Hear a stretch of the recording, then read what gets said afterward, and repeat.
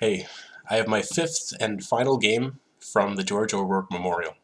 I played it last night at the Fitchburg Chess Club the Wachusett Chess Club in Fitchburg, Mass. And I had the white pieces against Ritvik Pulya, rated just over 1700. I led with d4. He played knight f6. And after c4, e6, knight c3, bishop to b4, we have an opening called the Nimzo Indian defense. I haven't played against this very much, but I thought queen c2 was a normal way to play, with the idea that white's going to stop black from doubling his pawns by capturing on c3. Ritvik played knight c6. I think I'm used to seeing c5 here, and this is what I think the tournament director, George Marajanian, suggested to Ritvik after the game. He played knight c6 instead, and I played knight f3, and then he played d5. So we've transposed into a double d pawn opening with black's knight ahead of his c-pawn, which, unless you have specific knowledge of the opening which says otherwise, is usually not a good idea. Because the normal way to attack your opponent's d-pawn is with your c-pawn, in black's case by playing c5. And with your knight on c6, of course, you're blocking that. I played a3, asking black whether or not he intends to capture the c3 knight. He did take. I took back with my queen, and he played castle kingside. I wonder if he wouldn't have been better off, now that he's given up the two bishops, playing knight to e4, and after, let's say, queen c2, maybe playing f5. This transposes into an opening called the stone wall. And black may end up missing his dark squared bishop, but he's got to find a way to make things really solid and keep the center from becoming opened up after he gives up the two bishops. But he castled instead. I played e3, and maybe especially now now that my dark squared bishop is trapped behind my pawn chain, he could try this knight e4, queen c2, f5 idea. He played rook e8, and by doing that is indicating his intention to play e5 at some point.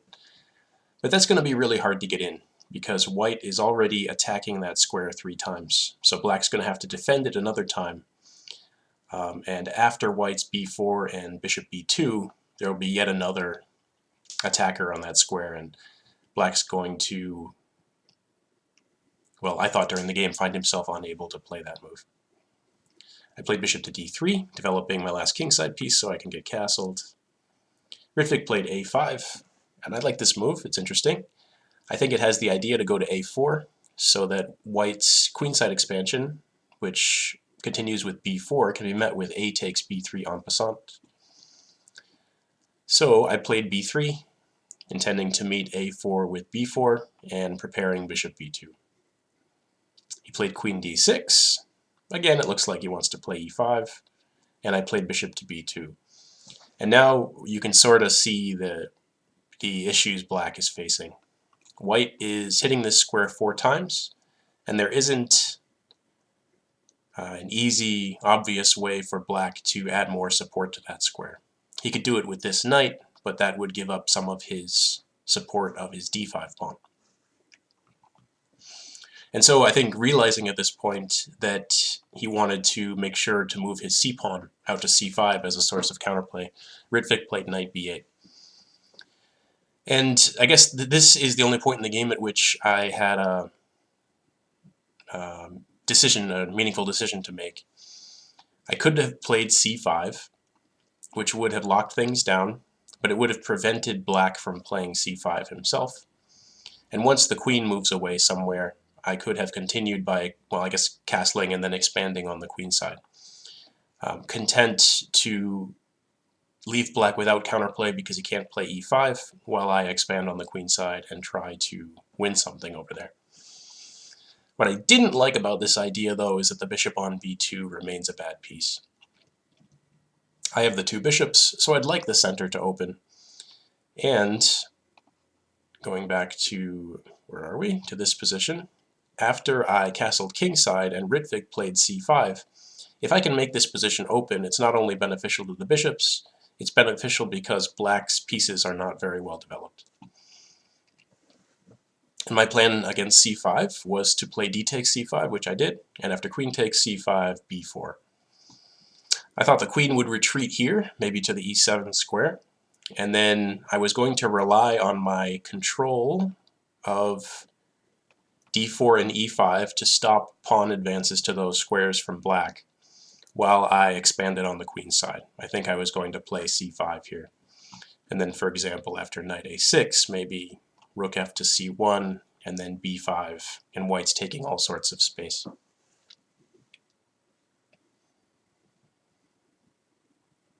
But black blundered here with a takes b4.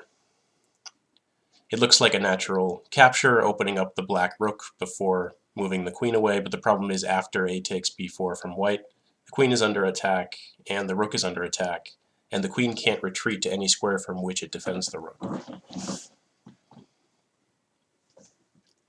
Excuse me. Ritvik played queen d6. I took the rook on a8, and he took on c4. Okay, so I mean, black's in big trouble here, but I think what he shouldn't do is open more lines when he's behind it in development. So he shouldn't play d takes c4, he should instead play knight a6 or bishop d7 and try to get the pieces out. After d takes c4, queen takes c4, the queen is now adding to the pressure on black's queen side. And Ritvik's next move was knight a6, which is a blunder because it hangs the bishop on c8. So I played rook takes c8. And to bring the pressure to an end here, he decided to trade on c8 and play queen f8. But this is sort of the final major mistake because it allows white to rid black of everything, including pipe dreams, by trading off all the pieces. Queen takes f8 check, and then bishop takes f6, and then bishop takes a6. White's up a rook and a knight and is going to go on to win the game. I played rook a1, and the rest of the game went king g7, rook takes a6, h5, b5, f5, b6, this pawn's going to queen, e5, b7, e4, b8 queen, e takes f3, queen e5 check, king f8, and rook a8 checkmate. So that was the final game of that tournament. I ended up with a score of 5 out of 5 and finished in first, 1 point ahead of the rest of the field. I believe Roger Capello finished in second with 4 points.